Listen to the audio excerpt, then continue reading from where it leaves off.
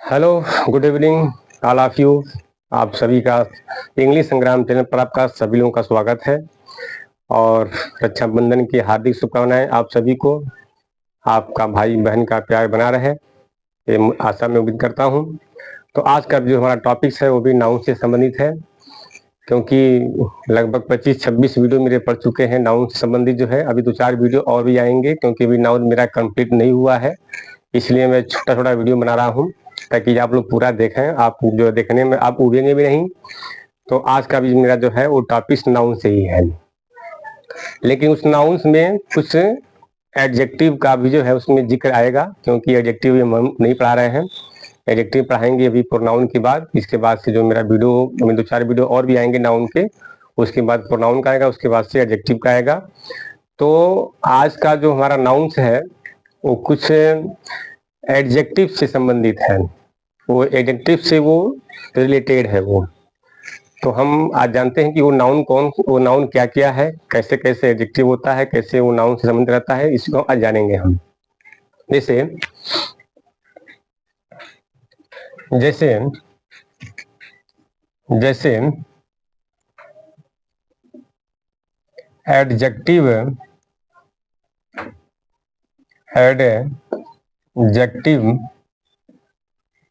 Used as plural noun. क्या होता है इसका प्लूरल नाउन? देखिए, आप जानते हैं कि नाउन और प्रोनाउन का ही सिंगुलर और प्लूरल होता है। जैसे हम जानते हैं कि नाउन और प्रोनाउन का ही जो है सिंगुलर और प्लूरल होता है, अन्य किसी भी पार्ट ऑफ स्पीच का प्लूरल लगभग 90% तो नहीं होता है। तो अक्सर जो है नाउन्स और प्रोनाउंस के क्या होते हैं, एक वचन और बहुवचन होते हैं, प्लूरल और सिंगुलर होता है। अन्य किसी का नहीं होता है, क्योंकि वर्ब की होती है तो वर्ब की फॉर्म होती है, एडजेक्टिव की डिग्री होती है, पॉजिटिव, कंपैरेटिव, सुपरलेटिव डिग्री होती है। तो जो सिंगुलर प्लूरल का जो खेल है वो किस पर है? वो नाउन्स या तो प्रोनाउंस में ही होता है, नाउन हो या प्रोनाउंस हो उसी में ऐसा इसका होता है, अन्य किसी में अक्सर नहीं देखा जाता है। तो क्या एडजेक्टिव जो होती है, तो एडजेक्टिव होता क्या है? वो नाउन या प्रोनाउन की विशेषता बताता है एडजेक्टिव। और होता क्या है कि एडजेक्टिव भी नाउन के लिए ही आता है। एडजेक्टिव क्या करता है? एडजेक्टिव नाउन के लिए ही आता है। तो हम कुछ एग्जाम्पल जानेंगे हम। जैसे मान लीजिए मैंने यहाँ पर लिखा ए गुड बॉय, मैंने यहाँ पर एक एग्जाम्पल में आपको दे रहा हूँ। तो हम जान रहे हैं कि बॉय तो हमारा नाउन है, बॉय क्या है? नाउन, यानी मतलब नाउन। और ये गुड क्या है? ये मेरा एडजेक्टिव है। और ये क्या है आपका? ये आर्टिकल है। ये क्या है आपका? आर्टिकल है। तो भाई आर्टिकल भी आया है नाउन के लिए, बॉय के लिए आया है, और ये गुड जो एडजेक्टिव है ये भी नाउन के लिए ही आया है। इसका मतलब है कि ये सब नाउन वाले ही साइड में है, ये नाउन के ही ग्रुप में है, यहाँ जो नाउन के लिए ही आते हैं। तो हम जानते हैं कि ये आर्टिकल है। ये जो है क्या हो? इंडेफिनिट आर्टिकल होता है। आपको पता होगा कि ए और एन इंडेफिनिट आर्टिकल होते हैं, और जो द होता है वो डिफिनिट आर्टिकल होता है। क्या होता है? द डिफिनिट आर्टिकल होता है। यदि हम इसको हम एडजेक्टिव भी कहते हैं, ए और एन को हम एडजेक्टिव ऑफ नंबर भी कहते हैं, और द को हम डिमोन्स्ट्रेटिव एडजेक्टिव कहते हैं। यदि क्योंकि एक तरह से ये भी एक तरह से आर्टिकल जो है ये भी एक तरह से एडजेक्टिव का भी काम करता है। जैसे यहाँ पर गुड भी क्या है? एडजेक्टिव का काम कर रहा है। तो ये तो आर्टिकल है, तो आर्टिकल भी एक तरह से एडजेक्टिव का ही काम करता है। तो ए और एन जो होते हैं वो एडजेक्टिव ऑफ नंबर होते हैं, और दो जो होता है वो डिमोन्स्ट्रेटिव एडजेक्टिव में आता है। जैसे होता है ना दिस, दैट, दीज, दोज, उसी के ग्रुप में जो है द भी आता है। वो आता किसके लिए है? वो भी नाउन के लिए ही आता है। एडजेक्टिव भी क्या होता है? वो भी नाउन के लिए ही आता है। तो चूंकि आज हम एडजेक्टिव की हम पढ़ाई नहीं कर रहे हैं, तो एडजेक्टिव हम जब पढ़ाएंगे तो उसको विस्तार से बताएंगे, उसमें भी लगभग 25-30 वीडियो उसमें भी आएंगे, तो इतना वो भी थोड़ा लेंदी है। तो यहाँ पर आप देख रहे हैं कि ये गुड बॉय जो है, ये गुड क्या है, एडजेक्टिव है, ये क्या है, आर्टिकल है। ये दोनों लोग आए किसके लिए हैं, ये दोनों लोग इसी बॉय के लिए तो आए हैं। ये दोनों लोग क्या है, ये बॉय के लिए आए हैं। अगर इसमें अगर ये मान लीजिए ये बॉय क्या है, यदि किसी मान लीजिए किसी सेंटेंस में ये काम करता है सब्जेक्ट का, तो सब्जेक्ट जो है यहाँ से यहाँ तक सब्जेक्ट है। मान लीजिए इसके आगे कोई वर्ब आया होगा, कुछ अन्य भी वर्ड्स आए होंगे, तो ये हमारे क्या है, ये मतलब तीनों मिल करके सब्जेक्ट काम कर रहे हैं। इसमें ये नहीं कहना है कि बॉय इसमें केवल सब्जेक्ट है, मतलब सब्जेक्ट के स्थान पर ये तीनों लोग आए हैं। यानी ए भी आया है, ये गुड भी है और बॉय भी आया है। तो होता क्या है कि अभी आपने ये कहा कि क्या क्या एडजेक्टिव का बहुवचन होता है क्या, एडजेक्टिव का बहुवचन होता है, एडजेक्टिव का तो बहुवचन होता ही नहीं है। एडजेक्टिव का बहुवचन तो होता ही नहीं है। लेकिन कहीं कहीं आप देखे होंगे कि एडजेक्टिव का बहुवचन होता नहीं है। लेकिन होता क्या है कि एडजेक्टिव में अगर दो जो होता है, दो जो शब्द होता है टी को बोलते हैं, वो क्या करता है कि जिस नाउन के साथ यदि यानी जिस एडजेक्टिव के साथ, किसी भी एडजेक्टिव के साथ यदि द लगा दिया जाए, तो वह नाउन जो, वह एडजेक्टिव जो होता है वो बहुवचन नाउन बन जाता है। जब किसी एडजेक्टिव के पहले हम द लगा देते हैं, तो होता क्या है कि जब एडजेक्टिव के पहले में द लगा दिया, तो वह द क्या होता है, प्लूरल नाउन बन जाता है। होता तो है एडजेक्टिव, होता क्या है, होता है एडजेक्टिव, लेकिन वह प्लूरल नाउन बन जाता है। इस मान लीजिए एग्जाम्पल में और भी होंगे, तो आगे और देखिए, इसको हम आगे थोड़ा और देखते हैं। पहले इसको हम लिख लेते हैं। यदि एडजेक्टिव का प्रयोग, यदि एडजेक्टिव का प्रयोग प्लूरल नाउन की तरह हो तो उस एडजेक्टिव यानी उस एडजेक्टिव में यस या ईएस का प्रयोग नहीं करते हैं। यस या ईएस का हम प्रयोग नहीं करते हैं तथा उस एडजेक्टिव के पहले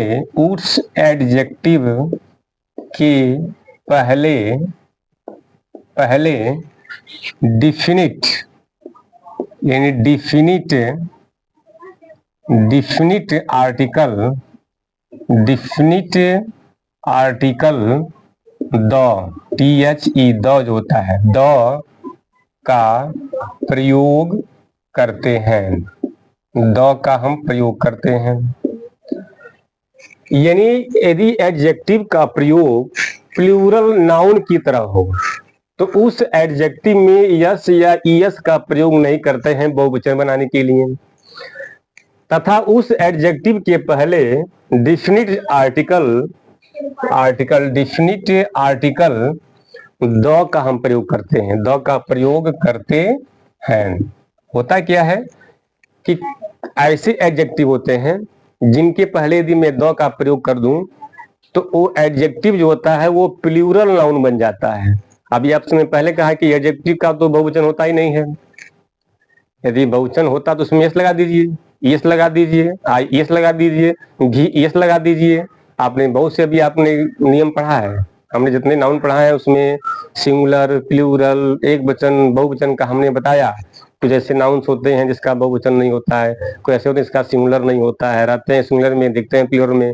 तो हमने जितना भी आपको हमने वीडियो में आपको बताया नाउन के विषय में, कि सिंगुलर के विषय में बताया, प्लूरल विषय में बताए हम, तो आप जानते हैं कि नाउन और प्रोनाउन के अलावा अन्य किसी का बहुवचन नहीं बनता है। अब देखिए एडजेक्टिव जो होता है, मैंने कहा कि एडजेक्टिव जो है यदि प्लूरल नाउन की भांति उसका प्रयोग किया जाए हो तो एडजेक्टिव, लेकिन उसका प्रयोग हम प्लूरल नाउन की भांति कर सकते हैं जब हम उसके पहले द लगा देंगे। तो द क्या है, वो डिफिनिट आर्टिकल है, और ए एन क्या है, वो इंडिफिनिट आर्टिकल है। द क्या है, एडजेक्टिव भी है, जैसे वो डिमोन्स्ट्रेटिव एडजेक्टिव द होता है। ए एन क्या होते हैं, वो एडजेक्टिव ऑफ नंबर होते हैं, एडजेक्टिव ऑफ वो नंबर होते हैं। द क्या होता है, वो डिमोन्स्ट्रेटिव एडजेक्टिव में आता है, जैसे दिस, दैट, दीज, दोज होते हैं ना, ये सभी क्या है, ये सभी डिमोन्स्ट्रेटिव एडजेक्टिव होते हैं। तो जब हम एडजेक्टिव आपको पढ़ाएंगे तो बताएंगे विस्तार से हम। आप थोड़ा ध्यान दीजिए, जैसे मान लीजिए मैंने यहां पर लिखा कि ए पुअर मैन, तो हम जानते हैं कि इसमें मैन तो क्या है, ये नाउन है, ये पुअर क्या है, हमारा एडजेक्टिव है, और ये क्या है, मेरा आर्टिकल है। ये तो हम जानते हैं कि ये, तो ये पुअर किसके लिए आया, पुअर आया मैन के लिए। ये किसके लिए आया, तो मैन के लिए आया। और हम आपको पहले बता दिए हैं कि ये क्या है, ये इंडेफिनिट आर्टिकल है। और ये पुअर क्या है, एडजेक्टिव है। भाई आदमी कैसा है, वो गरीब है, पुअर है मतलब गरीब है। तो अब यहाँ पर ये कन्फर्म हो गया कि एक आदमी जो है गरीब है, ये पुअर मैन एक गरीब आदमी, इसकी हिंदी क्या होगी, एक गरीब आदमी। मतलब जो गरीब है वो एक ही है। इसका मतलब ये हुआ है कि ये पुअर मैन का मतलब हो गया कि जो आदमी है, एक आदमी कोई है वो गरीब है, एक आदमी क्या है, गरीब है। और यदि मान लीजिए हमने क्या किया कि इसे मान लीजिए मैंने लिखा पुअर, मैंने क्या लिखा, पुअर लिखा, POOR लिखा। पुअर के पहले हम क्या लगा देंगे, हम द लगा देंगे। तब पुअर तो एडजेक्टिव है, इसके पहले मैं क्या लगा दिया, द पुअर लगा दिया। अब ये द पुअर, जैसे ही पुअर के पहले मैंने डिफिनिट आर्टिकल द का प्रयोग किया, तब यह प्लूरल नाउन बन गया। क्या बन गया, यह प्लूरल नाउन बन गया। तो अब इसका हिंदी क्या होगा, इसका हिंदी होगा द पुअर, माने होता है गरीब लोग। अब इसका मतलब ये हुआ कि जितने भी गरीब हैं ये सबके लिए आ गया, गरीब लोग। भाई जितने दुनिया में गरीब हैं, हम सभी लोग गरीब ही हैं, श्रेणी में आते हैं। तो द पुअर का मतलब होता है गरीब लोग। क्या हो गया इसका मतलब, गरीब हो गया। मान लीजिए सिक एक शब्द है, क्या है यह, SICK है। तो सिक मीन्स भी क्या होता है, बीमार। मान लीजिए मैं कहा कि ए सिक मैन, यानी एक बीमार आदमी, इसकी हिंदी होगी एक बीमार आदमी। भाई बीमार तो बहुत से लोग हैं, लेकिन इसका मतलब है, और सिक भी क्या है, एडजेक्टिव है, मैन के लिए आया है। ये क्या है, ये भी एडजेक्टिव है, एडजेक्टिव अब नंबर में आता है। तो ये भी तो क्या है, मैन के लिए आया है, सिक भी मैन के लिए, ए भी मैन के लिए आ गया। तो अब मैन क्या है, मैन जो शब्द है वो नाउन है, इसी के लिए आए हैं। अब मान लीजिए अब यहाँ पर ये सिक, इसका मतलब ये है कि एक बीमार आदमी। और मान लीजिए मैंने क्या किया, मैंने यहाँ से ए को हटाया और मैन को हटाया, और इसके पहले मैंने क्या लगा दिया, इसके पहले मैं द लगा दिया। क्या लगा दिया, द। तो अब ये द सिक क्या हो गया, अब द सी जो सिक है यह बन गया प्लूरल नाउन, प्लूरल नाउन बन गया, अर्थात बहुवचन बन गया। इसकी हिंदी क्या होगी, इसकी हिंदी होगी द सिक मीन्स होता है बीमार लोग। क्या हो गया, बीमार लोग हो गया। देख लीजिए क्या हो गया, इसका मतलब हो गया कि बीमार लोग हो गया। द पुअर का मतलब हो गया गरीब लोग, इन जितने भी बीमार लोग हैं अब ये सबके लिए आ गया। देखो केवल द के लगा देने से जितने भी धरती पर लोग जो है बीमार है वो सबके लिए आ गया। अब ये बहुवचन नाउन बन गया, प्लूरल नाउन बन गया। द पुअर का मतलब गरीब लोग। इसी मान लीजिए कुछ और अन्य भी एग्जाम्पल हैं। क्या है? कुछ अन्य भी एग्जाम्पल हैं। इस्तेमाल हो गया है ऑनेस्ट, मान लीजिए हो गया HONEST हो गया। मैंने लिखा कि ए आन, यहाँ पे मैं लिख दिया ए और यहाँ पे मैंने लिख दिया मैन। इसका मतलब क्या है? एक ईमानदार आदमी। क्या दुनिया में एक ही ईमानदार है? बहुत सी ईमानदार हैं, लेकिन बहुत सी ईमानदार के लिए यह नहीं है। हम क्या जानते हैं? मैन क्या है? नाउन है। हॉनेस्ट क्या है? ये एडजेक्टिव है। और ए क्या है? ये मेरा आर्टिकल है, जो इंडेफिनिट आर्टिकल होती है। ये हमारा इंडेफिनिट आर्टिकल हो गया, एडजेक्टिव हो गया, और ये मैन हो गया। तो ऑनेस्ट भी किसके लिए आया? मैन के लिए आया। ए किसके लिए आया? तो मैन के लिए आया, क्योंकि ए भी क्या है? ये भी एडजेक्टिव होता है। ये एडजेक्टिव ऑफ नंबर होता है। और द क्या होता है? वह डिमोन्स्ट्रेटिव एडजेक्टिव की श्रेणी में आता है। तो हमने ये देखा कि यहाँ पर एक ही ईमानदार आदमी की बात हो रही है। इसका मतलब है एक ईमानदार आदमी। अब मैं क्या किया? यहाँ से मैंने ए को हटाया और यहाँ से हमने मैन को भी हटा दिया। अब ऑनेस्ट है, ऑनेस्ट के पहले यदि मैं द लगा दूं, इसके पहले मैं द लगा दूं, इसका मतलब क्या है? द ऑनेस्ट मीन्स होता है ईमानदार लोग। ईमानदार, ईमानदार लोग हो जाएगा। यानी जितने भी लोग धरती पर ईमानदार हैं, वो सभी के लिए क्या आ गया? द हॉनेस्ट का मतलब ईमानदार लोग। मान लीजिए मैंने यहाँ पर लिखा रीच, RICH, तो मैंने लिखा यहाँ पर ए रीच मैन, ए रीच मैन। अब क्या हुआ? रीच तो हमारा एडजेक्टिव है, मैन क्या है? नाउन है, और ए आप जानते हैं आर्टिकल भी है और एडजेक्टिव दोनों है। तो ए किसके लिए आया? ए आया मैन के लिए, रिच आया मैन के लिए, ए किसके लिए आया? मैन के लिए आया। तो ये दोनों शब्द किसके लिए आ गए? ये मैन के लिए आ गए। यदि आप लोग क्लास 9th में सब्जेक्ट एंड प्रेडिकेट पढ़े होंगे तो उसमें आप लोग को जरूर जानकारी होगी। यानी आप लोग सब्जेक्ट प्रेडिकेट नहीं पढ़े होंगे तो शायद जानकारी आपको ना हो। तो ये रिच किसके लिए आया? इसके लिए आ गया। अब इसका मतलब है कि एक धनी आदमी हो गया। क्या दुनिया में एक ही आदमी धनी है? बहुत से धनी है। टाटा बिरला देख लीजिए, आजकल जो है कि बहुत सलाह है कि मोदी जी अंबानी को जो है बड़ा सपोर्ट कर रहे हैं, बहुत हल्ला हो रहा है। तो भाई धनी क्या है? धनी तो बहुत से लोग हैं, एक आदमी तो धनी है नहीं। धरती पर बहुत से धनी है। अब मानिए मैंने यहाँ पर लिख दिया रिच, लिखा RICH में लिखा, और रिच के पहले मैंने क्या लगा दिया? द लगा दिया। द क्या है? वो डिफिनिट, क्या है? वो डिफिनिट आर्टिकल है। द क्या है? डिफिनिट आर्टिकल है, अर्थात यह डिमोन्स्ट्रेटिव एडजेक्टिव भी है। द क्या है? डिमोन्स्ट्रेटिव एडजेक्टिव भी है और यह डिफिनिट आर्टिकल भी है। अब द रिच का मतलब क्या हो गया? मतलब धनी लोग। क्या हो गया? अब धनी लोग हो गया। इसका मतलब है कि जितने धनी लोग हैं सबके लिए द रिच आ गया। तो अब ये क्या बन गया? पहले तो था ये एडजेक्टिव, द लगाने से क्या बन गया? यह प्लूरल नाउन बन गया। पहले ये हॉनेस्ट क्या था? एडजेक्टिव था। एडजेक्टिव के पहले क्या लग गया? द लग गया। अभी क्या बन गया? यह प्लूरल नाउन बन गया। क्या बन गया? यह प्लूरल नाउन बन गया। ये क्या बन गया? प्लूरल नाउन बन गया। इसका मतलब यह है कि जब एडजेक्टिव के पहले हम द लगा देंगे तो ये एडजेक्टिव क्या बन जाता है? प्लूरल नाउन बन जाता है। तो भाई जब प्लूरल नाउन बनेगा तो यह प्लूरल वर्ब लेगा। क्या लेगा? यह प्लूरल वर्ब लेगा, सिंगुलर तो लेगा नहीं। जब यह ऑनेस्ट, रीच के पहले मैं द लगा दिया तो क्या बन गया? प्लूरल नाउन बन गया। और जब प्लूरल नाउन बन गया तो हमेशा यह प्लूरल वर्ब लेगा। जब ये वाक्य में सब्जेक्ट का काम करेगा, जब ये वाक्य में सब्जेक्ट का काम करेगा तो क्या करेगा? यह प्लूरल ही वर्ब लेगा, सिंगुलर वर्ब नहीं लेगा। बहुत से लोग क्या करते हैं कि इसमें सिंगुलर वर्ब लगा देते हैं इसके आगे, या तो इसमें हार्नेस्ट कर देंगे या रिचेस कर देंगे। क्या कर देंगे? रिचेस कर देंगे। थोड़ा इसको हम समझते हैं एग्जाम्पल से, हम समझते हैं। बहुत से लोग क्या करते हैं, बहुत से लोग ऐसे करते हैं, जैसे मान लिखेंगे लोग द पुअर्स, पुअर्स, पुअर्स हो गया। अब यहाँ पे एस लग गया, बहुवचन बन गया। तो हम क्या करेंगे? लिखेंगे लोग पुअर्स वेयर, लिख देंगे हेल्प्ड। क्या लिख देंगे? हेल्प, यानी गरीबों की मदद की गई, इसका मतलब ये हुआ।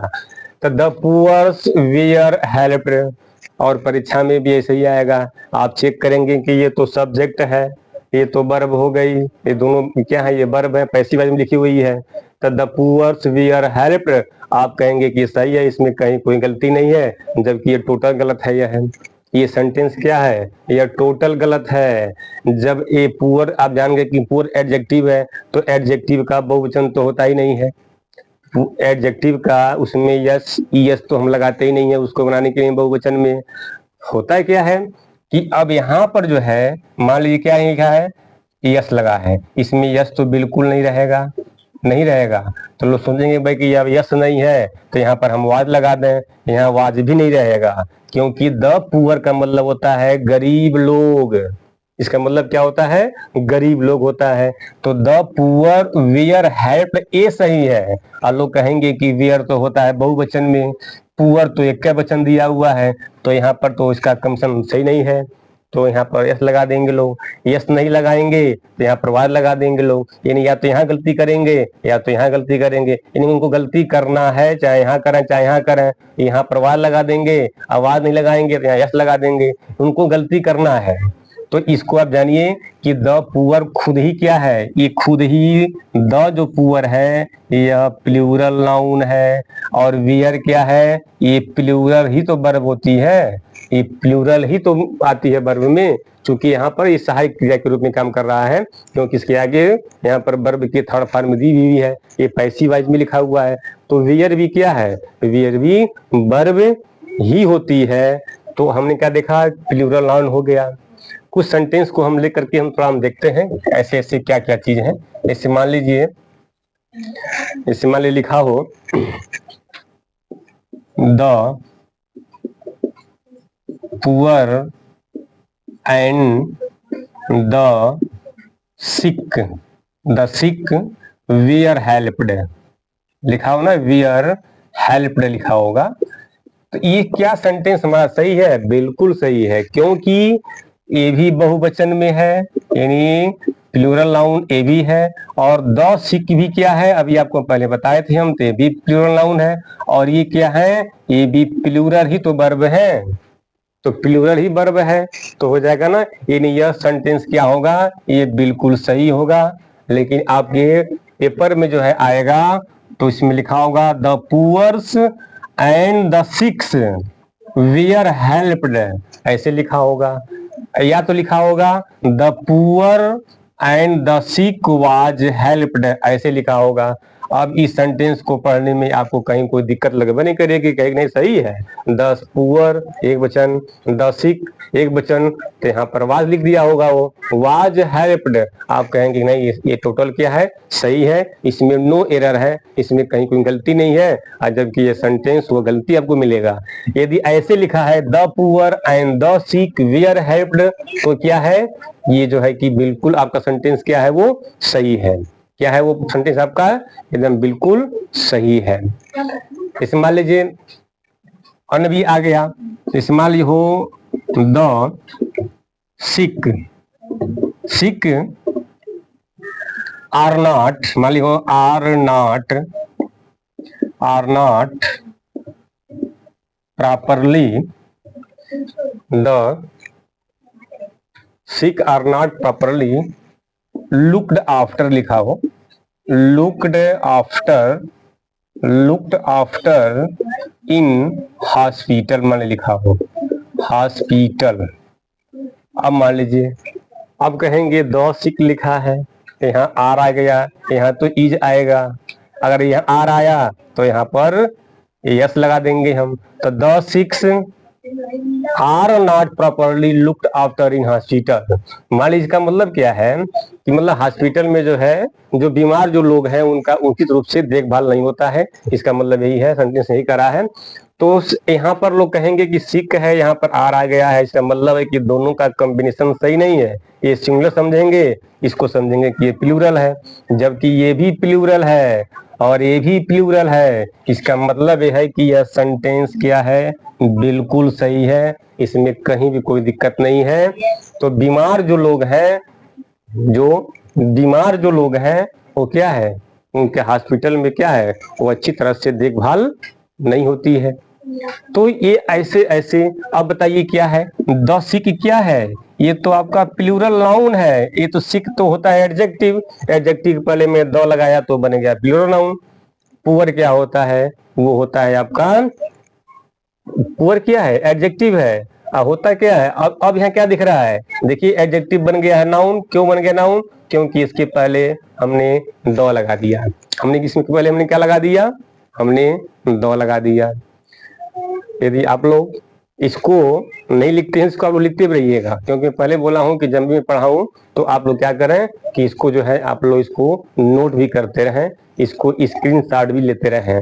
यदि हमारे पढ़ाने का तरीका आपको अच्छा लगता हो तो आप क्या करें, हमारे वीडियो को सब्सक्राइब जरूर करें, वीडियो को पूरा से पूरा देखें, इसको स्किप ना किया करें, हमेशा पूरा का पूरा वीडियो देखें, तभी आपको समझ में आएगा। जैसे हम कुछ अन्य भी एग्जाम्पल थोड़ा सा हम और देखते हैं। जैसे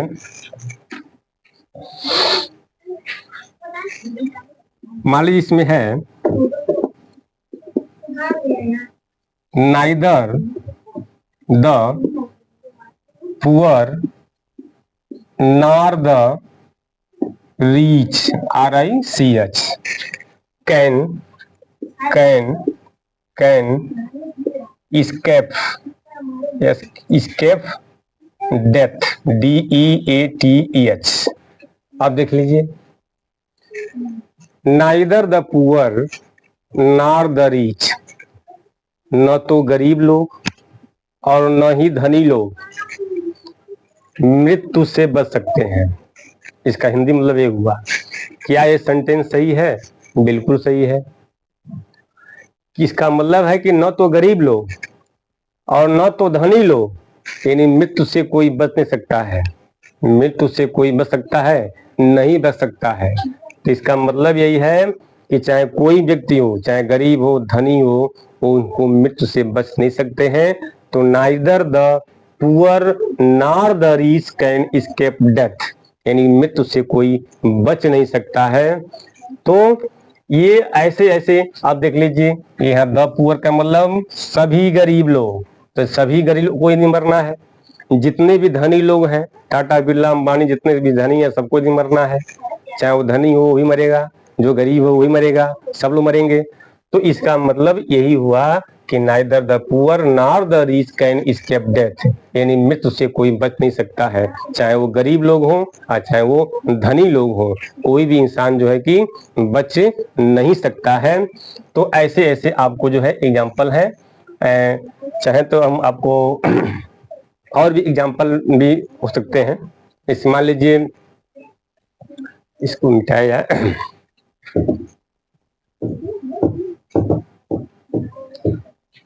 इस्तेमाल हो गया द पुअर एंड पुअर नहीं, इसको मैं लेम देता हूँ, लेम और ब्लाइंड लेता हूँ क्योंकि पुअर का ज्यादा हो गया है। जैसे the lame and the blind deserve SERV deserve our sympathy sympathy. आप देख लीजिए इसका मतलब क्या है। ये तो जानते हैं लेम, यदि मैं कहूं ए लेम मैन, एक लंगड़ा आदमी, क्या मैं कहूं ए लेम मैन का मतलब क्या होता है, एक लंगड़ा आदमी होता है। तो ए लेम का मतलब क्या है, एक लंगड़ा आदमी। ए ब्लाइंड मैन का मतलब एक अंधा आदमी। तो अब हम जानते हैं कि लेम क्या है, वो एडजेक्टिव है। ब्लाइंड क्या है, वो भी एडजेक्टिव है। ब्लाइंड क्या है, वो भी एक तरह से एडजेक्टिव ही है। तो अब यहाँ देख लीजिए, अब यहाँ पर जो द लेम है ये प्लूरल नाउन है, और यहाँ पर द ब्लाइंड क्या है, ये भी प्लूरल नाउन है कि नहीं है।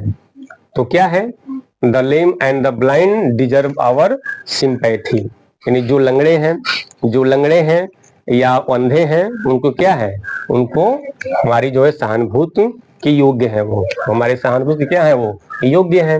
मैंने उनको हमको सहानुभूत हमको उनको क्या है, सहानुभूति की वो पात्र है। तो क्या, the lame and the blind deserve our sympathy. तो यदि हमारा वीडियो आपको अच्छा लगे तो हमारे वीडियो को लाइक शेयर सब्सक्राइब जरूर करें, अधिक से अधिक अपने मित्रों को ये शेयर जरूर करें, ताकि मेरा वीडियो, यदि आप जो है हमारे वीडियो को ज़्यादा से ज़्यादा शेयर करेंगे थोड़ा हौसला भी मेरा भी बढ़ेगा, ताकि मैं आपको और अच्छी नॉलेज आपको मैं दूँ। तो फिर मिलते हैं आपसे हम अगले वीडियो में, तब तक के लिए आप सभी को good night, good night, thank you.